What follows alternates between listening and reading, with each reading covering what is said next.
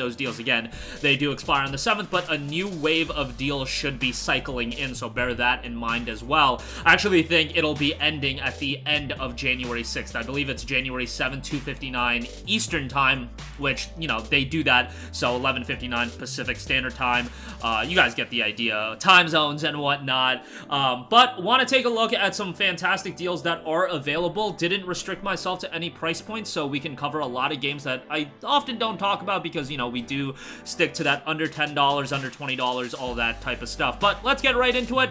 Let's start things off with Horizon Forbidden West, which is 50% off for $29.99. This is the PS4 version of the game. Do not get duped into buying the PlayStation 5 version of the game, being that it's just $10 more, and the PS4 version does in fact get you an upgrade to the PS5 version for free. I believe that if you go on your PS5 console, it only lets you buy the PS5 version of the game. Some people told me that in the comment section. I haven't verified that to be true myself, but yeah, be mindful of that. Utilize either the PlayStation Store app. I believe you can buy it on there. You can use it on the website. Buy the PS4 version, you'll get the PS5 version. Nonetheless, Forbidden West is a game that I really, really enjoyed, and it was one of those games early on in the year that got me, like, super into gaming for the rest of the year. It was like, I got super into Forbidden West and I got super into Dying Light 2.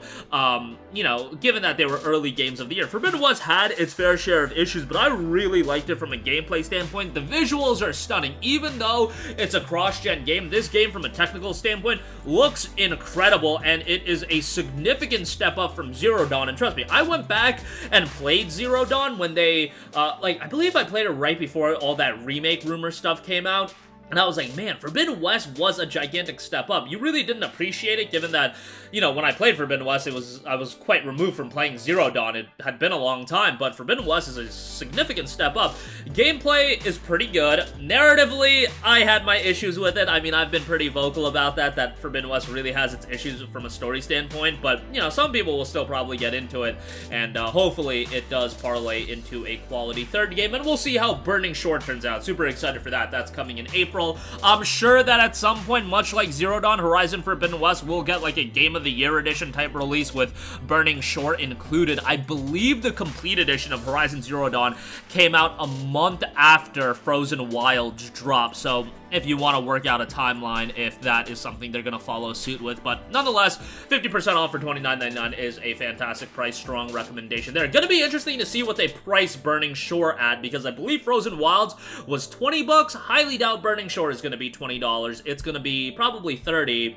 Given that Sony is hiking up prices of games. But nonetheless, $30 for Forbidden West, again, great price. Next up, a game that I need to get more people to buy. 13 Sentinels Aegis Rim, 60% off for $24. I often see comments on my videos of people asking how this game is, and because we don't do a lot of videos looking at games at higher price points, I don't get to talk about this all that often, but this is a tremendous, tremendous game by Vanillaware, who have done Muramasa the Demon Blade, Odin Sphere, Dragon's Crown, but I would say that 13 Sentinels is the best title that they put out, and it's quite a bit different than the aforementioned titles. It still has that great art style, a fantastic soundtrack, excellent presentation, but the battle system is a little bit different. It's a real-time strategy system. I wasn't hot on that. However, narratively speaking, this game, oh my god, it is so well done. It's a little bit confusing at first, and whenever you have a story that, you know, has a bunch of different characters, and there's a lot of time travel and jumping around timelines and things like that, there is ample opportunity for it to become an absolute train wreck, but 13 Sentinels actually ended up telling a very cohesive story that comes together really, really well. I can't say enough good things about this game. If you've been on the fence about it, I know $24 is a little bit pricey, but absolutely check it out. It's a tremendous game, and I strongly, strongly recommend it. And it's a game that commercially actually didn't do all too bad. I believe it sold like 800,000 copies, which in the grand scheme of things for a niche title like this, that's not that bad.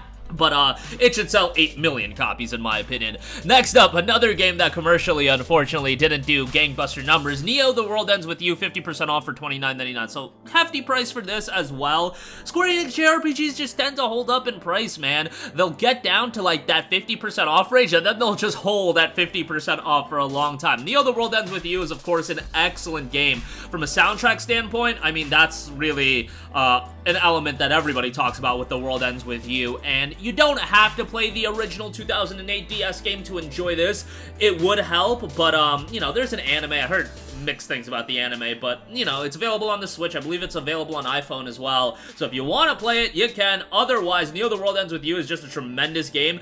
Battle system, I know some people find it to be a little bit awkward. I really like the utilization of all the various pins. They've got a lot of them, and you have different abilities that you map out on different buttons and triggers, everything like that. And charming cast of characters. It's not fully voice acted, which is a little bit of a bummer, but it's still really, really good. Really good story, and a lot of twists and turns and mystery as well. 30 bucks, good price on that. Next up, we got Lost Judgment, $24, 60% off. Great price on this.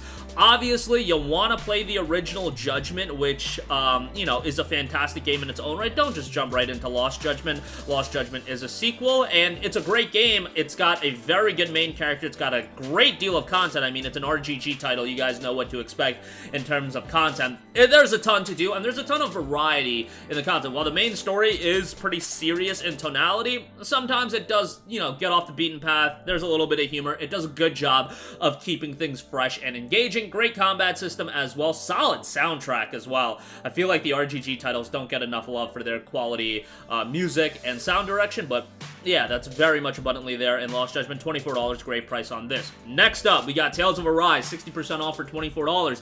This was one of my favorite games of 2021. I thought it was a significant step up for the Tales of franchise, which was much needed for a while, and you know, while I love the older Tales of titles, Tales of Arise was kind of a modernization and a technical improvement upon the older games, and it was really good. I thought the combat was good. I thought the cast of characters was solid. Not my favorite cast of characters in a Tales of title. I would still probably go with Abyss or Vesperia, especially those two games as main character, but, you know, it's still got a charming cast of characters, a great story, again, good combat, visually it's great. Soundtrack is also super excellent in this one as well. Great intro track. Like, if you skip the Tales of intros, like, what are you doing, bro? You don't skip the Tales of intros. $24, again, good deal of content in this as well if you want to do all the stuff that is available, all the side stuff and whatnot. 24 bucks, good price there. Next up, Ghostwire Tokyo, 60% off for $24. We got a full, like, 18-minute review of this game on our channel if you do want to go check it out. In short, it's a very atmospheric, very engrossing game, and narratively, it starts off incredibly compelling. I thought it had some really glaring pacing issues, and the ending wasn't satisfying to me. Combat was super interesting with all the utilization of these various elemental effects and whatnot. I thought that was pretty well done. It does get a little repetitive by the end once you know, figure out everything. I highly recommend, if you do play this game, rush the Tengu summon ability. It makes traversal in this game so much easier, where you can literally just start grappling hooking and whatnot throughout the world. Makes the game a ton more fun from an exploration standpoint, and initially, that's kind of one of the issues a lot of people had with the game, but once you get that ability, it makes it so much better. 24 bucks, I think, is a good price. If you're into action horror games, you're gonna be into this one as well. Done by Tango Gameworks, who did The Evil Within, by the way. Next up, Assassin's Creed Odyssey Gold Edition. Look, 75% off for $25. I'm pretty vocal about my thoughts on the Assassin's Creed games these days. However, I try to be objective when I recommend this from a deal standpoint, because I know a ton of people that really enjoy the level of content that AC brings to the table now. I know a lot of people that get super into these games, and at the end of the day, the Gold Edition of AC Odyssey is a very good value deal. First of all, you get the base game, you get the Season Pass, 2 major story arcs, Day 1 bonus mission, and on top of all that content comes also AC3 Remastered and AC Liberation Remastered. AC Liberation was a Vita title that wasn't that great. It was okay. AC3, I thought was pretty good. You know, after playing the AC2 trilogy, like, AC3 is a bit of a fall off, and it was sandwiched between the AC2 trilogy and AC4. So AC3 is, like, by far the weakest of those 4, in my opinion. No, or 5, yeah, because AC2 trilogy and then AC4 and AC3. Yeah, weakest of those 5, but it's still a pretty good game, just has a slow beginning. And Odyssey is generally considered to be the best Assassin's Creed game, since we did have the shake-up to Assassin's Creed as a whole. $25, I think, is a good price for this. It's just pack a lunch, and, you know, you're gonna be busy with it for a while if you're trying to do everything. Next up, Cyberpunk 2077, 50% off for $24.99. Good deal on Cyberpunk 2077. Obviously, this is gonna get a Phantom Liberty expansion, which means it's probably gonna get, like, some sort of complete edition released at some point, probably, you know, early 24. depending on when Phantom Liberty drops. Nonetheless, the game, comparatively speaking to what it initially was, is much, much better. The PlayStation 4 version is just a train wreck. Like, don't buy this game if you only have a PS4, but the PS5 upgrade makes this game quite good from a technical standpoint. Obviously, it's still got its fair share of bugs and glitches, but from a narrative standpoint, it's good. Gameplay is good. You know, it's not the second coming as far as gaming goes, but it's a quality RPG that I think people can get into as long as they keep their expectations in line. Is it as good as The Witcher 3, CDPR's other title? Probably not. I didn't like it as much, but Witcher 3 is one of my favorite games of all time, and, you know, Cyberpunk still holds up pretty well, and I think for $25 it's good. If you have PS Plus Premium, you can play a 5-hour game trial, so you can do that as well. Next up, you guys know I gotta give Sonic Frontiers a mention. 30% off for $42, so still a hefty price point for Sonic Frontiers, but this is such a great game, man. I enjoyed Sonic Frontiers so much. I actually just had a friend buy this game on a whim.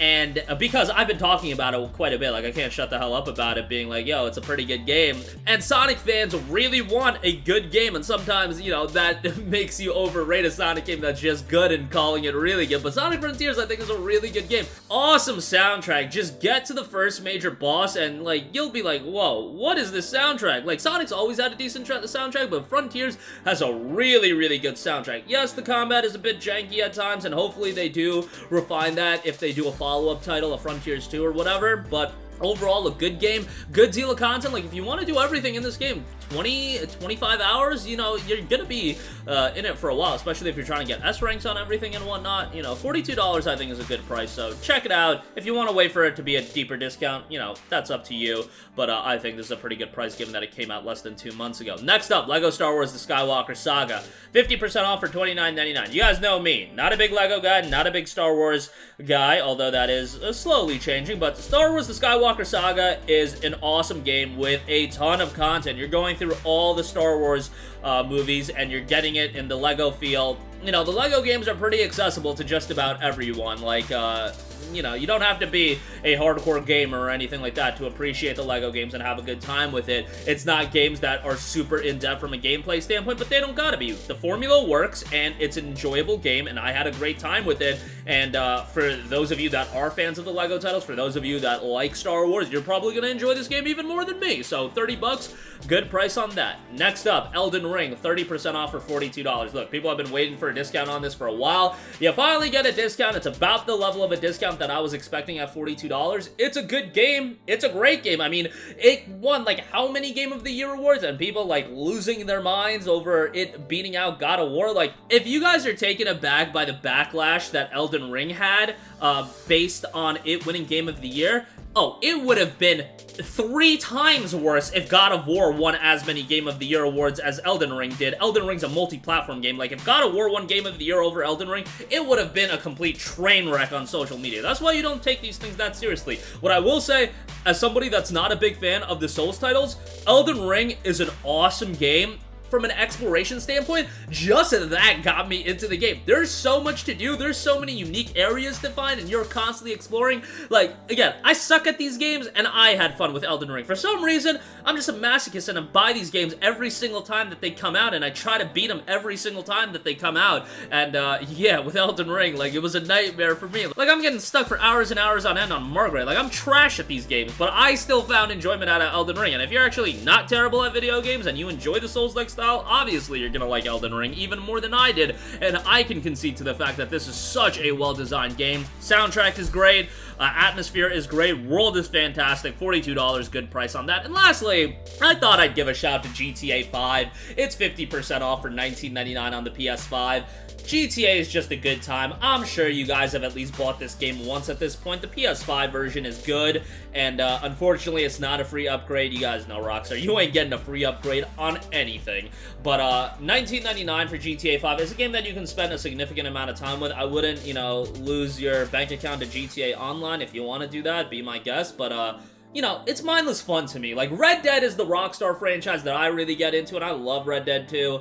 GTA 5, it's not like I'm gonna get emotionally invested into the narrative of this game like I am with Red Dead, but I don't need to. I can still have a good time doing stupid stuff on in GTA 5's open world, and that's what I'm mainly doing. Like, you know, it takes you so long to actually get through the main story of GTA 5 because you're always doing and messing around with other stuff in the world, and there's just fun to be had. It's nonsensical to me, and I know a lot of people do get more invested into GTA than I do, but yeah, that's my take on GTA. For $19.99, man, it's got so much content, and I would say go check it out, especially if you maybe bought it on the PS3 and missed out on the PS4 version and you want to revisit it. Well, then on the PS5, it's pretty good. If you bought it on PS3, bought it on PS4, maybe don't get the PS5 version as well. Do you want to really give Rockstar that much money? But that's up to you. But that is going to do it for me. Again, a lot of great deals available. Remember, the majority of these deals, I think except for like one deal on this list, ends on January the 7th. So yeah, be mindful of that. Pick